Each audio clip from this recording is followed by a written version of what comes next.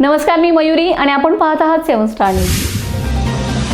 Jat ST आगारास प्राप्त झालेल्या 10 नवीन ST बसेसचा लोकार्पण सोहळा आमदार पडळकर यांच्या प्रमुख उपस्थितीत उत्साहात संपन्न झालाय।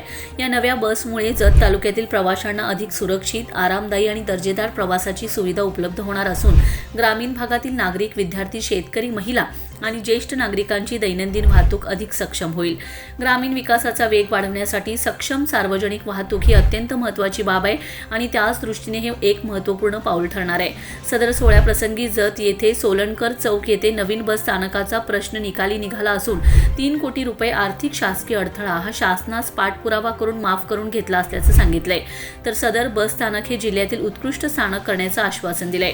यावेळी प्रांताधिकारी अजय कुमार नष्टे साहेब, तहसीलदार प्रवीण कुमार धानोरकर साहेब, अप्पर तहसीलदार रोहिणी शंकरदास, माजी समाज कल्याण सभापती आक्रम दादा मासाळ, पंचायत समिती सभापती अर्चना पाटील, उपनगराध्यक्ष विक्रम ताड, डेपो व्यवस्थापक होनराव साहेब तसेच जिल्हा परिषद सदस्य, पंचायत समिती सदस्य, नगरसेवक आणि ग्रामस्थ मोठ्या संख्येने उपस्थित होते।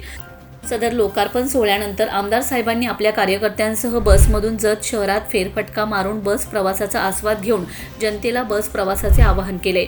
जतच्या विकासाचा प्रवास अधिक वेगाने पुढे नेण्यासाठी आम्ही कटिबद्ध आहोत असे प्रतिपादन यावेळी पडळकर यांनी केले। रवी दिगोळे, 7 स्टार न्यूज, जत।